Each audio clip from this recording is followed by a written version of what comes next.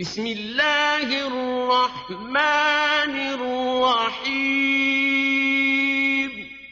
اللہ کے نام سے شروع جو نہایت مہربان رحم. وَنُنَزِّلُ مِنَ الْقُرْآنِ مَا هُوَ شِفَاءٌ وَرَحْمَةٌ لِّلْمُؤْمِنِينَ. قرآن اور صاحب قرآن کی طرف واپس آ جاؤ. قرآن کی تلاوت اور نبی صلی اللہ علیہ وسلم کی محبت عام کرو. دروس قرآن کی محافل میں شرکت کریں. خدمت قرآن کا عظیم منصوبہ علم القرآن یونیورسٹی زیر تعمیر ہے. برلب موٹر وے نزد فیض پور انٹرچینج لاہور. من جانب خدمت قرآن تحریک القرآن یونیورسل. سی ڈی کے لیے رابطہ کریں. محمد عرفان 030145404830 0344. الحمد للہ رب العالمین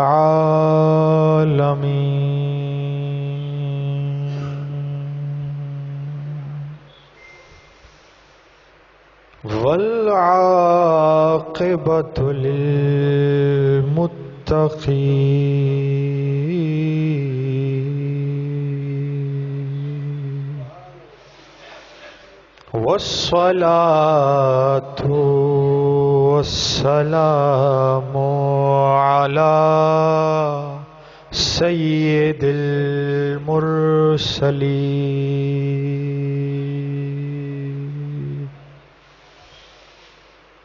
سید المرسلین وسید العالمین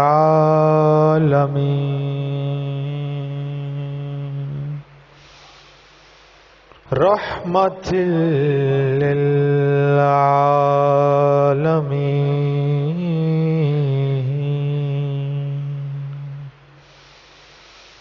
وعلى آلہ الطیبین والطاہرین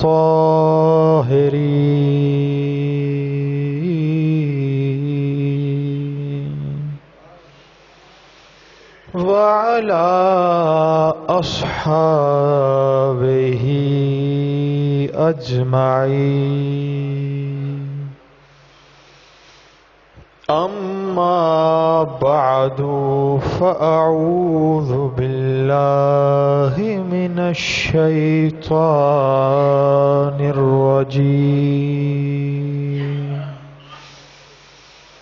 بسم اللہ الرحمن الرحیم. انما المؤمنون اخوہ صدق اللہ مولانا العظیم وصدق رسوله النبي الكريم. الصلاة والسلام عليك يا رسول الله وعلى آلك وأصحابك يا حبيب الله. الصلاة والسلام عليك يا شفيع المذنبين وعلى آلك وأصحابك يا رحمة للعالمين.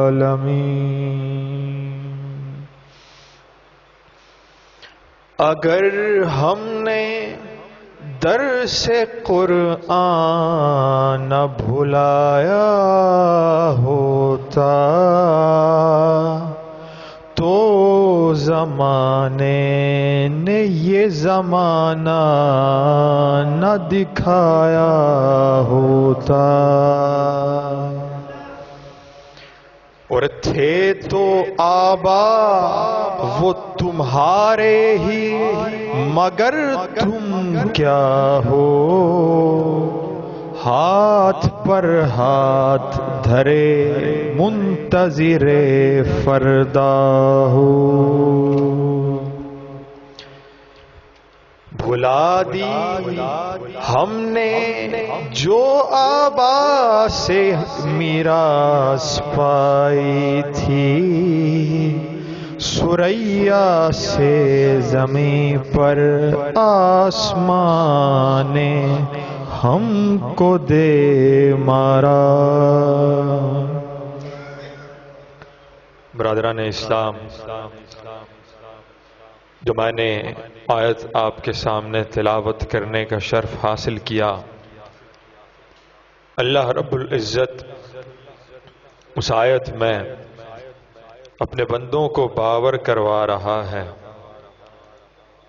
مسلمانوں کو بتلا رہا ہے کہ انما المؤمنون اخوہ، کہ میری وحدانیت کا اقرار کرنے والوں، میرے محبوب کو پیغمبر اور رسول ماننے والوں، قرآن اور میری نازل کردہ الہامی کتب کا اقرار کرنے والوں، میرے فرشتوں کو ماننے والوں، میرے روز قیامت روز محشر کو ماننے والوں، یہ جان لو کہ تم سب آپس میں بھائی بھائی ہو۔ اور ایک دوسری حدیث پاک آیت مبارکہ اللہ رب العزت فرماتا ہے، محمد رسول اللہ والذین معہ اشداء علی الکفار رحماء بینہم۔ اللہ رب العزت فرماتا ہے کہ اللہ کے رسول محمد صلی اللہ علیہ وآلہ وسلم ہیں۔ پہلے اس بات کا ذکر کیا اور پھر اس مکمل جملے کا عطف، اس مکمل جملے کو ایک دوسرے جملے سے جوڑ دیا، فرمایا والذین معہ اشداء علی الکفار رحماء بینہم، کہ محمد تو اللہ کے رسول بے شک ہیں ہی، مگر ان کے آس پاس پھرنے والوں کا، ان کے ساتھ معیت اختیار کرنے والوں کا، ان کے ساتھ کمپینین شپ اختیار کرنے والوں کا، ان کا مقام بھی بتلا دیا، ان کی شان بھی بتلا دی، اور فرمایا کہ میرے محبوب کے ساتھ پھرنے والے، میرے محبوب کے صحابہ، میرے محبوب کے رستے پر چلنے والوں کی شان یہ ہے کہ وہ ان کا غصہ، ان کی شدت، ان کی تمام تر جو اگریسونیس ہے وہ صرف کفار کے لیے ہے۔ سوال اٹھا کہ مولا اگر ان کا غصہ کفار کے لیے ہے تو ایمان والوں کے ساتھ ان کا برتاؤ کیسا ہوگا؟ تو فرمان ہوتا ہے رحماء بینہم، کہ میرے محبوب کے ماننے والے آپس میں شیر و شکر ہیں، آپس میں ایک دوسرے سے محبت کرنے والے ہیں، ایک دوسرے کے لیے ان کے دل میں جگہ ہے۔ اور اس طرز کی بے شمار آیات قرآن کریم فرقان حمید میں بہت سی احادیث اللہ رب العزت نے اور رسول پاک نے ہم تک پہنچائی ہیں۔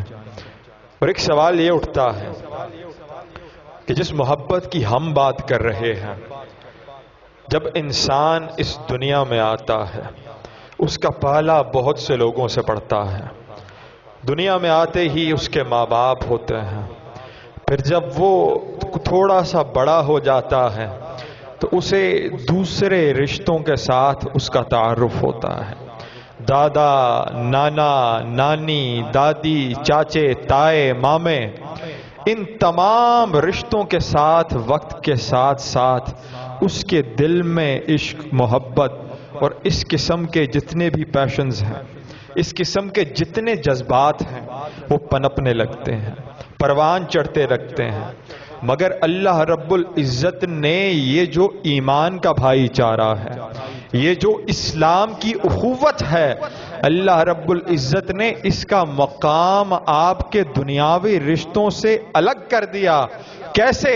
قرآن پاک میں اللہ فرماتا ہے کہ ہم نے یہ جو اسلام کی محبت تمہارے دل میں ڈالی ہے اور اپنے مسلمان بھائیوں کے لیے جو محبت ڈالی ہے، اللہ فرماتا ہے اگر تم دنیا کے تمام خزانے خرچ کر دیتے، اگر تم ایڑی چوٹی کا زور بھی لگا دیتے تو تم یہ محبت پیدا نہیں کر پاتے۔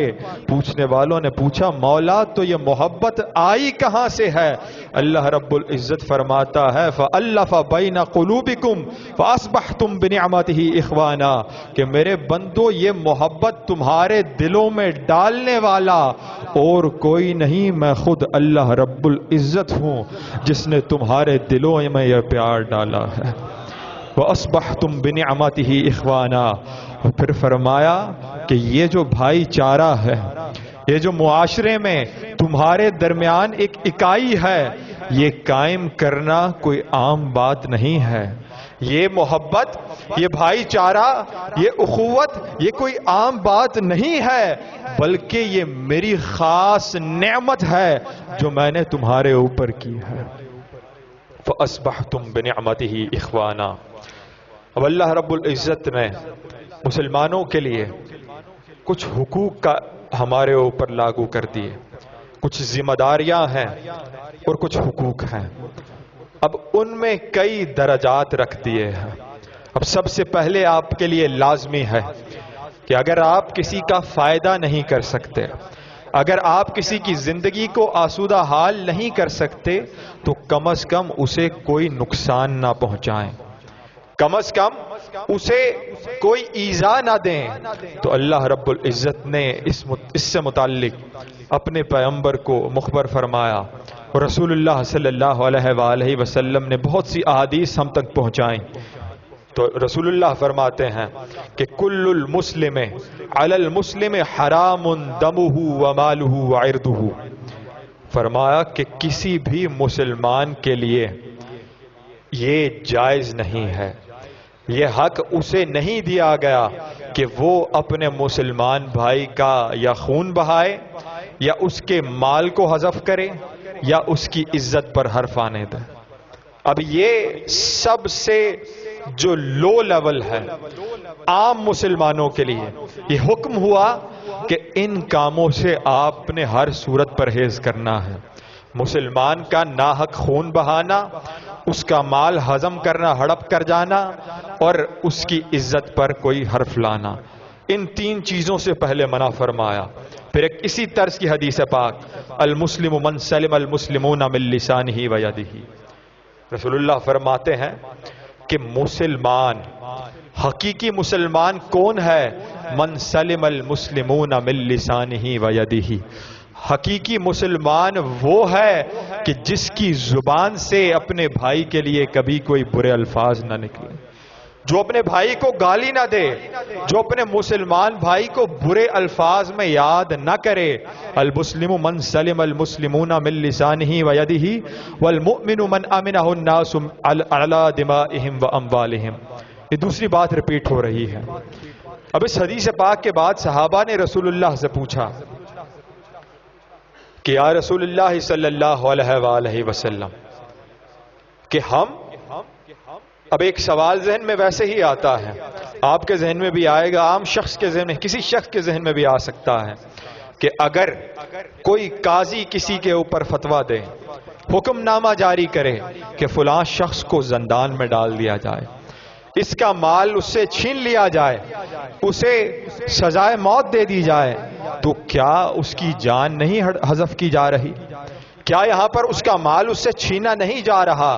تو اس کا جواب یہ ہے کہ قانون کے اعتبار سے اللہ رب العزت نے جو حدود ہمیں دی ہیں، جو حدود ہیں، ان حدود کا جو وبال ہے، ان حدود کا اطلاق کرنا جو ایک قاضی کی ذمہ داری ہے، اگر قرآن اور سنت کے منافی کوئی حکم نہیں دیتا تو وہ حکم لاگو کیا جائے گا۔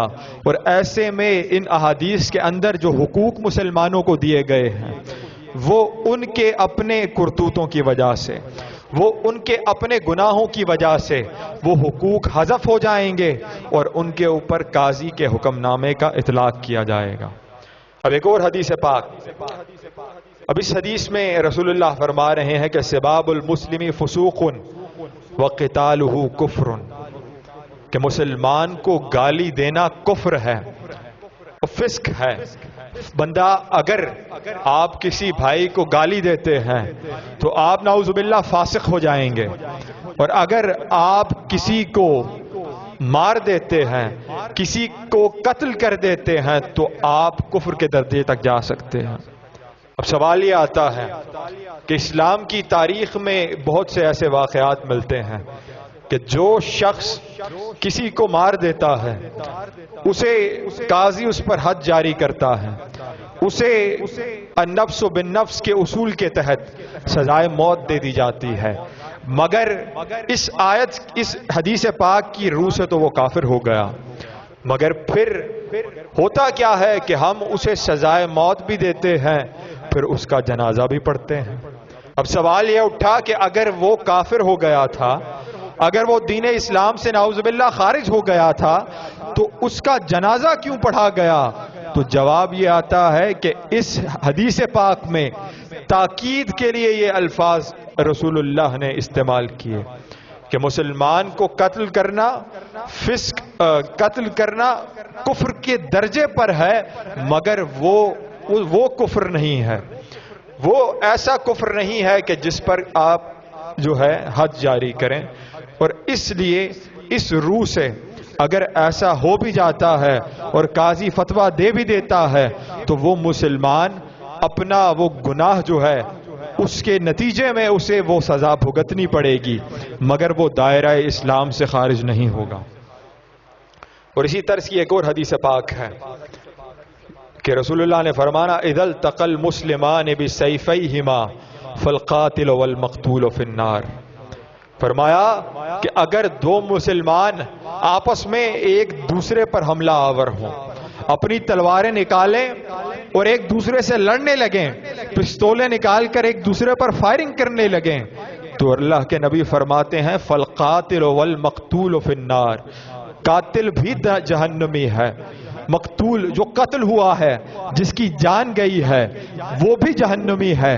اب صحابہ کرام پریشان ہو گئے، عرض کرنے لگے یا رسول اللہ، قاتل کی تو سمجھ آتی ہے کہ جس نے ایک معصوم جان کو ضائع کیا ہے، ایک مسلمان کا قتل کیا ہے، وہ تو دوزخی ہو سکتا ہے، مگر یا رسول اللہ مقتول کا کیا قصور ہے؟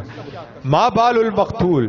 رسول اللہ نے فرمایا انہو کان حریصا علی قتل صاحبہ، اس نے ایک مسلمان کو مارنے کی نیت کی تھی، ایک مسلمان کی زندگی کا چراغ بجھانا چاہتا تھا، اس کی صرف اس بری نیت کی وجہ سے اللہ رب العزت اسے جہنم میں دھکیل دے گا۔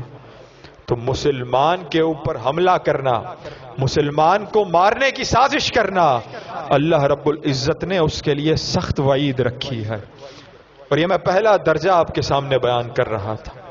پہلا درجہ کیا ہے کہ جو رائٹس، جو حقوق دیے گئے ہیں اور ان کے متوازی جو آپ کے سامنے اللہ رب العزت نے آپ کے لیے ذمہ داریاں رکھی ہیں، ہمارے لیے ذمہ داریاں رکھی ہیں، اب یہ سب سے لو لیول کا ایمان ہے۔ اب اس سے آگے کیا ہے؟ اب یہ تھا کہ آپ اپنے بھائی کو، اپنے مسلمان بھائی کو نقصان نہ پہنچائیں۔ اب دوسرا درجہ کیا ہے کہ آپ، اگر آپ کا کوئی بھائی، آپ کا کوئی ہمسایہ، آپ کا کوئی دوست کسی مشکل میں ہے تو آپ اس کی مدد کریں، آپ اس کے لیے آسانیاں پیدا کریں۔ رسول اللہ صلی اللہ علیہ وآلہ وسلم کا فرمان ہے، فرماتے ہیں المؤمن للمؤمن کالبنیان یشد بعضہ بعضا وشبک بین اصابعہ۔ رسول اللہ نے فرمایا کہ مسلمان معاشرہ ایک دیوار کی مانند ہوتا ہے۔ پوچھنے والوں نے پوچھا یا رسول اللہ یہ کیسی مثال ہے؟ آپ نے فرمایا کہ مسلمان معاشرے کا ہر ایک فرد، ایک بندہ ایک دیوار کی اینٹ کی مانند ہے، اس کا ایمان سیمنٹ کا کردار ادا کرتا ہے۔ گارے کی مٹی کا کردار ادا کرتا ہے جو اس دیوار کو جوڑ کے رکھتا ہے۔ پھر آپ نے اپنے ہاتھوں کو ایسے ملایا اور فرمایا کہ اس طرح، جس طرح آپ اپنی انگلیوں کو اگر اس طرح سے ملا لیتے ہیں اور آپ کا بازو ایک پختہ، ایک مضبوط، ایک طاقتور حصار بن جاتا ہے، مسلمان مل کر اگر یکجا ہو جائیں، اگر آپس میں باہمی منافرت چھوڑ دیں، ایک دوسرے کے ساتھ منافقت چھوڑ دیں، ایک دوسرے کی ٹانگیں کھینچنا چھوڑ دیں، ایک دوسرے کو گالیاں دینا، لڑنا چھوڑ دیں، تو مسلمان یہ ایسی قوت بن جائیں گے کہ اگر کفر اور طاغوت آ کر ان سے ٹکرائے گا تو پاش پاش ہو جائے گا۔ رسول اللہ نے یہ مثال دی۔ پھر اسی حوالے سے رسول اللہ فرماتے ہیں المسلم اخو المسلم لا یظلمہ ولا یسلمہ، مسلمان مسلمان کا بھائی ہے، اس کے اوپر ظلم نہیں کرتا، اسے کسی مشکل میں نہیں ڈالتا۔ پھر فرمایا من کان فی حاجت اخیہ کان اللہ فی حاجتہ۔ سبحان اللہ۔ اللہ کے نبی فرماتے ہیں کہ جب آپ اپنے بھائی کی کسی مشکل میں امداد کر رہے ہوتے ہیں، دنیا کے اندر آپ اپنے بھائی کی مدد کر رہے ہوتے ہیں، دوسری جانب اللہ رب العزت آپ کی مدد کر رہا ہوتا، آپ کے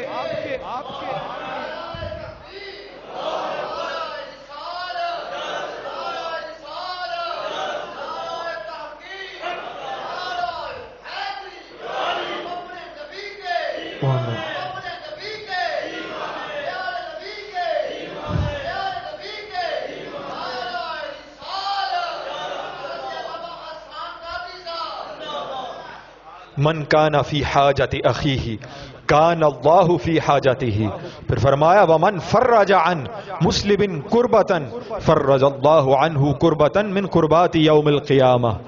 اللہ کے نبی فرماتے ہیں کہ جس نے اس دنیا کے اندر تمہارا بھائی تمہارے پاس آیا، تمہارا دوست آیا، ادھار میں قرض میں ڈوبا ہوا تھا، مدد مانگی، تمہیں اللہ نے مال عطا کیا تھا، تم نے مدد کر دی، تو میرے مسلمان بھائیوں یہ جان کر جیو کہ اللہ کے نبی نے گارنٹی دی ہے کہ تم من فرج عن مسلم کربتا فرج اللہ عنہ کربتا، اللہ کے نبی فرماتے ہیں کہ تم نے دنیا میں اپنے بھائی کی مدد کر کے اس کی دنیا میں آسانی کی ہے، قیامت کے دن جب کوئی پرسان حال نہیں ہوگا، جب کوئی ولی، جب کوئی نیک بندہ تمہاری امداد کو تیار نہیں ہوگا، اس دن تمہارا رب تمہیں بلا کر فرمائے گا کہ من فرج عن مسلم کربتا فرج اللہ عنہ کربتا من کربات یوم القیامہ۔ تم نے تو دنیا میں مدد کی تھی، دنیا میں تو بہت سے مددگار ہیں، دنیا میں تو تم بینک بھی جا سکتے ہو، دنیا میں تم سرکار کے پاس بھی جا سکتے ہو، تم بیت المال کا دروازہ بھی کھٹکھٹا سکتے ہو، مگر آخرت میں جب کوئی دروازہ کھٹکھٹانے کو نہیں ہوگا، تم دنیا میں مدد کرو، تمہارا رب اس دن مدد کرے گا جس دن کوئی مددگار نہیں ہوگا۔ اگر مددگار ہوگا تو وہ ہوگا کہ جسے اللہ نے مددگار کی پوشاک پہنائی ہوگی۔ من فرج عن مسلم کربتا فرج اللہ عنہ کربتا من کربات یوم القیامہ۔ پھر اس سے ایک تیسرا درجہ ہے جو ان دونوں درجوں سے اعلیٰ ہے، وہ کیا ہے کہ جب آپ اپنے بھائی کو کوئی غلطی کرتے ہوئے پائیں، بری راہ پہ پائیں، تو آپ اس کی اصلاح کریں، آپ اس کی امداد کریں، مگر امداد اس طریقے سے کریں کہ اس تک وہ میسج، وہ بات پہنچ جائے۔ حدیث پاک میں آتا ہے رسول اللہ نے فرمایا انصر اخاک ظالما او مظلوما، کہ اپنے مسلمان بھائی کی مدد کرو چاہے وہ ظالم ہو یا وہ مظلوم ہو۔ اب صحابہ کرام ششدر رہ گئے، عرض کرنے لگے یا رسول اللہ مظلوم کی تو ہم مدد کر سکتے ہیں، ظالم کا بازو روک کر، ظالم کو دھکا دے کر، ہم ظالم پر چڑھائی کر کے مظلوم کو تو بچا سکتے ہیں، مگر یا رسول اللہ جب ہمارا بھائی ہمارا مسلمان بھائی خود ہی ظالم بن گیا ہے، تو کیا ہم اس کے ساتھ ظالم بن جائیں؟ اگر وہ کسی یتیم کا حق مار رہا ہے تو کیا آپ کا مطلب یہ ہے کہ ہم نعوذ باللہ اس کے ساتھ مل کر اس یتیم کا حق مارنے لگیں؟ رسول اللہ نے فرمایا میرے صحابہ نہیں، ایسا نہیں ہے، تمنعه او تحجزه من الظلم فإن ذلك نصره، میرے صحابہ تم اس مسلمان بھائی کا ہاتھ پکڑ لو، اسے ظلم سے روک دو، اسے یتیم کا مال کھانے سے روک دو، اسے اپنی بہن کا حصہ وراثت سے ہضم کرنے سے روک دو، تم اس کا ہاتھ پکڑ لو گے، اسے برائی سے روک لو گے، اللہ رب العزت تمہارے نامہ اعمال میں اپنے بھائی کی مدد لکھ دے گا۔ تمہارا اپنے بھائی کو راہ راست پر لانا ہی اس کی مدد کرنا ہے۔ اور اسی طرز کی ایک اور حدیث پاک، المؤمن مرآۃ اخیہ اذا رأى فیہ عیبا اصلحہ، کہ مومن کے لیے ایک شیشے کی مانند ہے۔ اب شیشے کا کیا پرپس کیا ہوتا ہے، مقصد کیا ہوتا ہے کہ آپ جاتے ہیں شیشے کے سامنے تو آپ کو اپنا خود نظر آتا ہے، اپنی ذات نظر آتی ہے، اپنا مجسم جو اللہ رب العزت نے بنایا ہے وہ آپ کو نظر آتا ہے۔ تو اللہ کے نبی فرما رہے ہیں جب تم شیشے میں دیکھتے ہو تو تمہیں تمہارا خود، تمہارا اپنا جسم نظر آتا ہے، تو تمہارا مسلمان بھائی تمہارے لیے اسی طرح ہے۔ کس طرح؟ اب لاجک کیا ہے کہ آپ شیشے میں دیکھیں کہ آپ کے بال بکھرے پڑے ہیں، آپ کے ہونٹوں پر خشکی آئی ہوئی ہے، تو آپ اپنا منہ دھوئیں گے، اپنے بال بنائیں گے۔ اگر آپ کے لباس پر کوئی داغ ہے آپ اسے دھوئیں گے۔ تو اللہ کے نبی فرما رہے ہیں کہ مومن کے لیے اسی طرح ایک شیشے کی مانند ہے۔ اذا رأى فیہ عیبا اصلحہ، جب اپنے بھائی میں کوئی عیب دیکھتا ہے تو اس کا دل یہ بات برداشت نہیں کرتا کہ میرا بھائی، میرا مسلمان بھائی، میرا کلمہ گو بھائی، میرا وہ بھائی جو میرے ساتھ نماز پڑھتا ہے، جو میرے ساتھ روزے کا فرض ادا کرتا ہے، میں اس میں کوئی عیب دیکھوں اور اس کے عیب کی نشاندہی اسے نہ کروں۔ مسلمان کے لیے یہ بات قابل قبول ہی نہیں ہے، مگر آج کل ہمارے لیے اس میں ایک اور بھی پیغام ہے کہ رسول اللہ صلی اللہ علیہ وآلہ وسلم آپ کا طریق کیا تھا، بلکہ آپ کے شہزادوں کی بات کرتے ہیں، حسنین کریمین، امام عالی مقام امام حسن، آپ بچے تھے، مسجد گئے، کیا دیکھتے ہیں کہ ایک بزرگ وضو کر رہے ہیں، مگر کیونکہ بزرگ ہیں اس وجہ سے انہیں صحیح طریقہ نہیں آتا، وضو کی ادائیگی میں کچھ نقص ہے۔ تو اب امام حسن اور حسین سوچنے لگے کہ ان بزرگ کو پیغام بھی پہنچانا ہے، مگر طریقہ ایسا ہو کہ بزرگ کی دل آزاری نہ ہو، بزرگ پریشان نہ ہو۔ تو امام حسن گئے اور کہنے لگے کہ اے بابا، اے بزرگ، مجھے وضو کرنا نہیں آتا، میں نے وضو کے فرائض سیکھے ہیں، وضو کی سنتیں سیکھی ہیں، مگر مجھ سے صحیح سے ادائیگی نہیں ہوتی، آپ براہ کرم میرے وضو کا معائنہ کریں اور مجھے بتائیں کہ میری غلطی کہاں کہاں ہوئی۔ انداز دیکھیں، اصلاح کرنے کا انداز دیکھیے۔ امام حسن نے ان کے سامنے وضو کیا، اب ان بزرگ کی میموری ریفریش ہو گئی، انہیں یاد آ گیا کہ میرے نبی نے جب مجھے طریقہ سکھلایا تھا تو کیا کیا ارکان بتائے تھے۔ اب بزرگ نے جب یہ دیکھا کہ وہ بچہ ٹھیک طریقے سے اور سلیقے سے وضو کر رہا ہے تو فرمانے لگے بیٹا تم بالکل صحیح وضو کر رہے ہو، میں غلطی پر تھا، میرا وضو کرنے کا طریقہ غلط نہیں تھا۔ اور پھر بات آگے سنیے گا، وہ بزرگ کہنے لگے کہ اے بچوں، میں نے تمہیں پہلے کبھی نہیں دیکھا، میں نے تمہیں کبھی نہیں دیکھا، تمہاری شکل و صورت سے واقف نہیں ہوں، مگر کہیں تم علی المرتضیٰ کے بچے تو نہیں، کہیں تم محمد عربی کے نواسے تو نہیں۔ اب امام حسین پوچھنے لگے کہ اے بزرگ، آپ نے ہمیں دیکھا ہی نہیں ہے، آپ ہماری شکل و صورت سے واقف ہی نہیں ہیں، مگر آپ کو پتا کیسے چلا کہ علی المرتضیٰ کے بیٹے ہیں، امام حسن ہے، امام حسین ہے، رسول اللہ صلی اللہ علیہ وآلہ وسلم کے لخت جگر ہیں؟ وہ بزرگ کہنے لگا کہ مجھے تمہارے طور طریقے سے پتا چلا ہے، مجھے تمہارے ان اخلاق سے پتا چلا ہے، تمہاری سلیقہ مندی نے مجھے بتایا ہے کہ اتنے پیار سے، اتنی محبت سے، اتنے طریقے سے اگر کوئی چیز سکھلا سکتا ہے تو وہ میرے نبی کے گھر والا ہی سکھلا سکتا ہے۔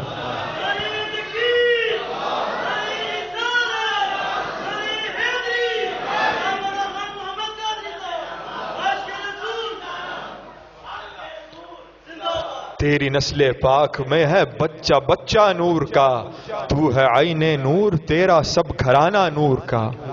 اور آج ہم کس چوراہے پہ کھڑے ہیں جس کو دو جماعتیں آ جائیں، جو 2 ڈگریاں لے لے، وہ سمجھتا ہے کہ عام انسان میرے سامنے کیڑے مکوڑے ہیں، وہ کسی کو کچھ سمجھتا ہی نہیں، یا 4 پیسے جس کے پاس آ جاتے ہیں وہ خدا بن کر بیٹھ جاتا ہے، 2 گریڈ کا آفیسر جو بن جاتا ہے وہ اپنے آپ کو سب سے بڑا، سب سے اعلیٰ و عرفہ سمجھنے لگتا ہے۔ اللہ رب العزت ہمیں ایسے جذبات سے بچائے۔ اور میں نے آپ کے سامنے 3 درجات بیان کیے۔ ایک وہ درجہ ہے کہ جس میں آپ نے کسی کو ایذا نہیں پہنچانی، کسی کو تکلیف نہیں دینی۔ دوسرا درجہ کیا ہے کہ آپ نے اپنے مسلمان بھائی کی مدد کرنی ہے۔ اگر کوئی آپ کے پاس حاجت لے کے آتا ہے اور آپ کو 100% کنفرم ہے کہ وہ واقع ہی ضرورت مند ہے تو اس کی مدد کرنی ہے۔ تیسرا درجہ کیا ہے کہ آپ نے اپنے بھائی کو غلطی پر دیکھنا ہے تو آپ نے اس کی اصلاح کرنی ہے۔ چوتھا درجہ یہ وہ درجہ ہے کہ جس کے حصول کے ہم لوگ خواب دیکھتے ہیں، جس تک پہنچنے کے لیے ہم لوگ اور جتنے ہمارے بزرگ آئے ہیں وہ کوششیں کرتے رہتے ہیں۔ یہ طریقہ ہے اللہ کے بزرگوں کا، یہ طریقہ ہے صحابہ کرام کا، اولیاء کا، اللہ کے پیغمبروں کا طریقہ ہے۔ اور یہ طریقہ کیا ہے کہ قرآن کہتا ہے کہ وَيُؤْثِرُونَ عَلَىٰ أَنفُسِهِمْ وَلَوْ كَانَ بِهِمْ خَصَاصَةٌ، کہ یہ وہ شان ہے کہ اپنے پیٹ خالی ہونے کے باوجود اپنے بچوں کو فاقے کروا کے دوسروں کے گھروں کے چراغ روشن کرنے والے لوگ، یہ ان لوگوں کا طریقہ ہے۔ اور ہم اپنی تمام عمر جستجو کرتے رہیں، تمام عمر کوششیں کرتے رہیں تو ہم صرف ان کی مثالیں ہی دے سکتے ہیں۔ ہم صرف کوشش کر سکتے ہیں کہ ان لوگوں کے قدم کے جو جوتے ہیں ان کی مٹی تک پہنچ جائیں، اور ان کا ذکر کرنا بھی ضروری ہے۔ اللہ رب العزت نے اپنے نبی کو القاء فرمایا، اور رسول اللہ کی حدیث پاک ہے لا یؤمن احدکم حتی یحب لاخیہ ما یحب لنفسہ، کہ مسلمانوں اگر ایمان کے اعلیٰ و عرفہ ترین درجے پر پہنچنا ہے تو تمہاری اپنے لیے جو چاہت ہے وہی تمہارے بھائی کے لیے بھی چاہت ہونی چاہیے۔ اب اس کی مثالیں کیا ہیں؟ حضرت علی المرتضیٰ شیر خدا، آپ کی عادت تھی، اور میرے پیغمبر میرے نبی صلی اللہ علیہ وآلہ وسلم کا حکم بھی ہے کہ یسلم الصغیر علی الکبیر۔ اسلام نے ہمیں سکھلایا ہے کہ چھوٹے کو بڑے کو سلام کرنا چاہیے۔ باقی قواعد بھی ہیں کہ والمار علی القائد، جو سواری پہ ہو وہ جو لوگ بیٹھے ہیں انہیں سلام کرے۔ بہت سے قاعدے اس حوالے سے ہیں، مگر پہلا قاعدہ کیا ہے؟ یسلم الصغیر علی الکبیر، کہ چھوٹا بڑے کو سلام کرے۔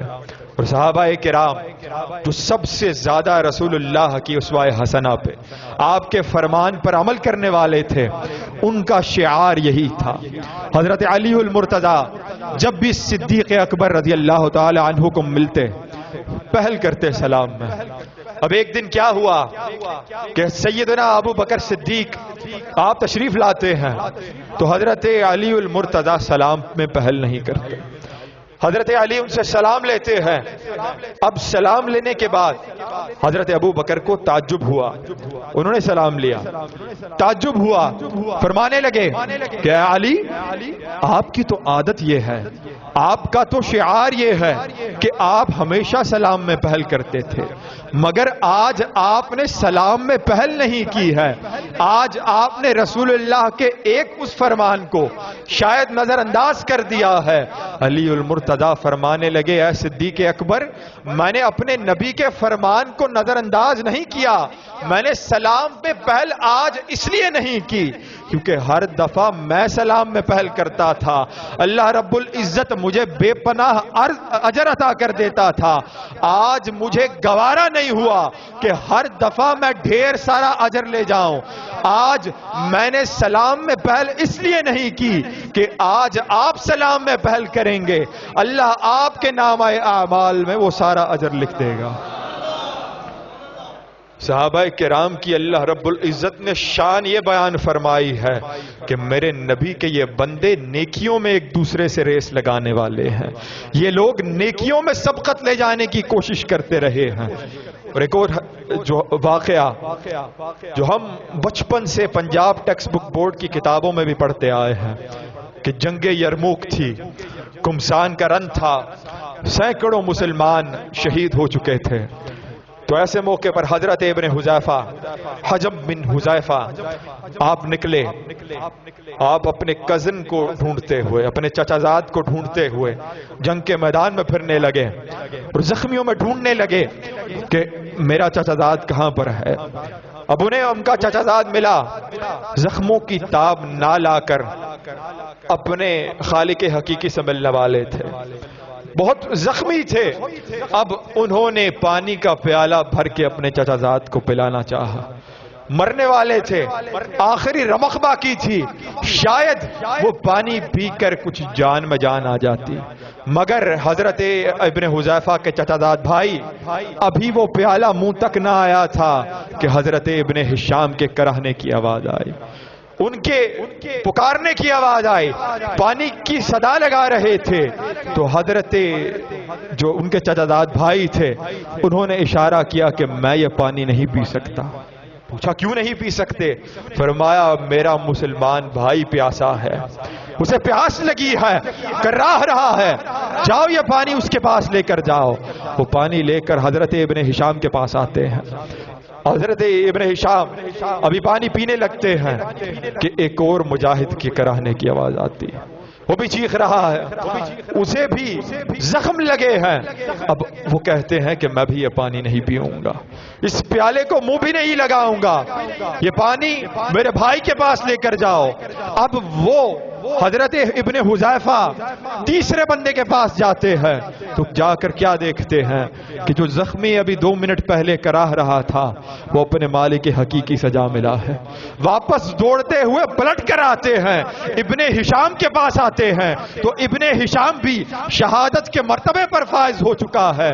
وہاں سے اٹھ کر واپس اپنے چچا زاد بھائی کے پاس جاتے ہیں، اسے بھی شہادت کے مرتبے پر فائز ہوا پاتے ہیں اور اللہ اکبر کی صدا لگاتے ہیں، جا کر اپنے بزرگ کو بتاتے ہیں کہ یہ واقعہ ہوا، میں اپنے چچا زاد کے پاس گیا، وہ بھی جان دے چکا تھا، ابن ہشام بھی شہید ہو چکے تھے اور اگلا مجاہد بھی جا چکا تھا، اب میں کیا کروں؟ کیا میرا فرض ادا ہوا یا نہ ہوا؟ وہ بزرگ فرمانے لگے، اے ابن حذیفہ تیرا بھی فرض ادا ہو گیا اور یہ جو 3 مجاہد اپنے رب کی راہ میں قربان ہوئے ہیں یہ بھی اپنا فریضہ ادا کر کے قربان ہوئے ہیں۔ وَيُؤْثِرُونَ عَلَىٰ أَنفُسِهِمْ وَلَوْ كَانَ بِهِمْ خَصَاصَةٌ۔ اب ایک اور اسی طرز کا واقعہ کہ ایک صحابی کے پاس ایک بکری کی سری تحفے کے طور پر آئی، اب وہ اسے پکانے کے لیے سوچنے لگے تو ان کی بیوی نے کہا کہ ساتھ والے گھر میں کئی دنوں سے فاقہ ہے، ہم لوگ بھی غریب ہیں، وسائل ہمارے پاس بھی نہیں ہیں، مگر وہ شاید زیادہ حقدار ہوں، انہیں شاید زیادہ ضرورت ہو۔ تو اس صحابی نے وہ سری اٹھائی اور جا کر اپنے ہمسائے میں دے دی۔ اب وہ اسے پکانے کے لیے سوچنے لگے، پھر وہاں پر ان کے گھر میں آواز آئی کہ ہمارے ہمسائے میں ایک تیسرا گھر بھی ہے، شاید انہیں زیادہ ضرورت ہو. وہ سری تیسرے گھر جاتی ہے، وہاں پر بھی یہی صدا بلند ہوتی ہے. چوتھے گھر جاتی ہے، یہی ماجرا ہے. پانچویں گھر گئی، چھٹے گھر گئی، ساتویں گھر تک وہ سری جاتی ہے، اور ساتویں گھر سے وہ سری واپس اسی صحابی کے گھر میں آ جاتی ہے جہاں سے وہ سلسلہ شروع ہوا تھا. یہ تربیت کی تھی میرے نبی پاک نے، یہ درس پڑھایا تھا، یہ سبق دیا تھا، اور اس پر یہ سبق دینے والے کے بھی قربان جاؤں اور اس سبق پر عمل پیرا ہونے والوں کے بھی قربان جاؤں. اور اسی طرز کا ایک اور واقعہ کہ علامہ جلال الدین رومی رحمہ اللہ تعالی، آپ کے پاس ایک مرید آیا اور آپ نے اس سے پوچھا کہ بتا، تو برس میرے پاس رہا، تعلیم و تربیت کے لیے میرے پاس آیا، تو میں نے تجھے بڑا کچھ سکھلایا تھا، بتا آج کل کیسی گزر بسر ہو رہی ہے. آج تجھے جو میں نے اپنا بزرگوں کا طریق سکھایا ہے، تجھے اولیاء کا جو درس میں نے دیا ہے، تجھے میں نے تابعین، تبع تابعین، صحابہ، رسول اللہ، انبیاء کرام کی زندگیوں سے جو ماخذ پڑھایا تھا، بتا آج اس سے کیا نتائج نکالے ہیں. اب وہ مرید میری طرح کا نکما سا طالب علم تھا، عرض کرنے لگا حضور اپنا تو یہ مقام ہے کہ اگر اللہ رب العزت کچھ دے دیتا ہے، کچھ عطا فرما دیتا ہے تو ہم شکر کر کے کھا پی لیتے ہیں، اگر نہیں دیتا تو صبر کرتے ہیں. حضرت علامہ جلال الدین رومی آپ ہنسنے لگے، مسکرانے لگے، فرمانے لگے اے مرید کیا فائدہ تیری میرے پاس رہ کر، برس ہا برس کی تعلیم و تربیت کا کیا فائدہ؟ تو نے یہ سبق سیکھا ہے، یہ سبق تو میرے شہر بغداد کے کتے بھی کرتے ہیں، یہ عمل بغداد کے کتے بھی کرتے ہیں. اب وہ مرید پریشان بھی ہوا، شرمندہ بھی ہوا، عرض کرنے لگا اے میرے استاد، اے میرے پیر، اے حضور آپ مجھے یہ بتلائیے کہ اولیاء کا طریق کیا ہے، اللہ کے بندوں کا طریق کیا ہے، کس عمل پہ وہ چلتے ہیں، مجھے میری رہنمائی فرمائیے، میری اصلاح فرمائیے.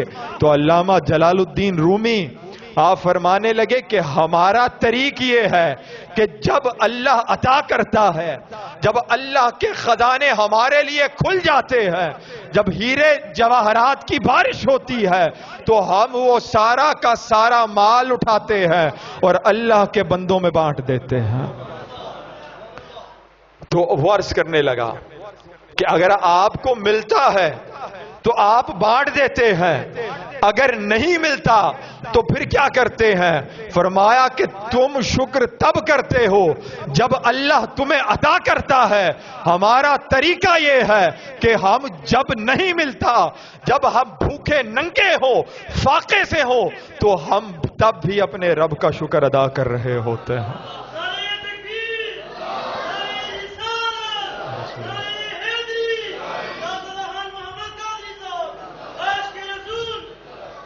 اقبال نے کیا خوب کہا تھا کہ مغربیت نے، مغربی تہذیب نے ہمیں ہماری اقدار کو مسخ ہی اسی سلیقے سے کیا ہے کہ اقبال کہتا ہے کہ شیطان جو اپنے سیاسی فرزندوں کو جو پیغام دے رہا ہے، تو شیطان اپنے فرزندوں کو کہتا ہے کہ لا کے برہمن کو سیاست کے پیچ میں، زناریوں کو دیر کون سے نکال دو، اور یہ فاقہ کش جو موت سے ڈرتا نہیں ذرا، روح محمد اس کے بدن سے نکال دو.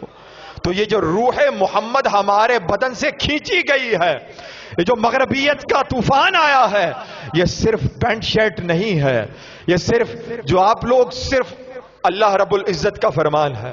رسول اللہ نے فرمایا ان اللہ لا ينظر الى اجسامکم ولا الى صورکم. اللہ رب العزت کو تمہارے چہروں سے واسطہ نہیں ہے، تمہارے لباس سے واسطہ نہیں ہے، تمہاری ان حرکتوں سے واسطہ نہیں ہے. اللہ رب العزت یہ دیکھتا ہے وَلَٰكِن يَنظُرُ إِلَىٰ قُلُوبِكُمْ وَأَعْمَالِكُمْ. تمہارے اعمال سے واسطہ ہے، تمہارے نیتوں سے واسطہ ہے، تمہارے دلوں سے واسطہ ہے. اگر روح محمد تمہارے دلوں سے ہی نکل چکی ہو، تمہارے جسموں سے ہی کھینچ لی گئی ہو، تو تمہاری کندھے سے لے کر تمہاری جو ناف تک داڑیاں ہیں، ان داڑیوں کا کوئی فائدہ نہیں ہے۔ اگر ہمارے اعمال ہی، اگر ہم نے اپنی بہنوں کا حصہ کھا کر، اگر ہم نے جو سندھ میں ہوتا ہے، جنوبی پنجاب میں ہوتا ہے کہ نعوذ باللہ قرآن سے شادی کروا دیتے ہیں تاکہ حصہ، جائیداد کا حصہ نہ دینا پڑے۔ ہم لوگ انتظار کرتے ہیں کہ ہمارا بھائی فوت ہو جائے، کچہریوں میں جا کر حالات دیکھیں، بھائی فوت ہو جائے تو اس کے یتیم بچوں کے ہاتھوں سے اس کے بھائی کا بچا کچا مال بھی چھین لیں۔ ہم لوگ اس حالت میں ہیں، اس حالت میں جی رہے ہیں کہ ماں اپنے بچوں پہ دعوے کر رہی ہے، بچے ماں باپ پہ دعوے کر رہے ہیں، اور اس کے بعد کورٹ کچہریوں میں جب ذلیل ہوتے ہیں تو دیکھنے میں آتا ہے کہ کوئی 5 وقت کا نمازی ہے، کسی کی پچھلے 20 سال سے تہجد قضا نہیں ہوئی، اور پھر کہتے کیا ہے کہ ہم مسلمان ہیں۔ اور آج کا جو موضوع تھا جس حوالے سے کہ ہم ایک دوسرے کے اوپر، ایک دوسرے کے خلاف محاذ آرائی کر کے بیٹھے ہیں، جو ایک دوسرے سے ملاقاتیں ہوتی ہیں وہ سب کی سب فضول سیاسی گفتگو میں گزار دیتے ہیں، اور آخری رزلٹ کیا نکلتا ہے کہ نہ آپ دوسرے کو اپنی سیاسی جماعت میں لا پاتے ہیں، نہ وہ آپ کی سیاسی جماعت کو اختیار کرتا ہے، نہ آپ اس کی سیاسی جماعت میں جاتے ہیں۔ نتیجہ صرف ایک نکلتا ہے کہ نفرتوں کا بوجھ بیچ دیا جاتا ہے، جس کے نتیجے میں بعد میں دشمنیاں پیدا ہو جاتی ہیں، سگے بھائی آپس میں لڑ بھڑ کر فنا ہو جاتے ہیں، اور جن دیوتاؤں کے لیے، جن لوگوں کے لیے آج آپ یہاں پر لڑ رہے ہیں، جو پاکستان میں ایک دوسرے کو گالیاں دے رہے ہیں، کرپشن کے فتوے لگا رہے ہیں، کیسز کر رہے ہیں، یہ لوگ جب امریکہ میں جاتے ہیں، جب برطانیہ میں جاتے ہیں تو وہاں پہ ایک دوسرے سے گلے مل رہے ہوتے ہیں۔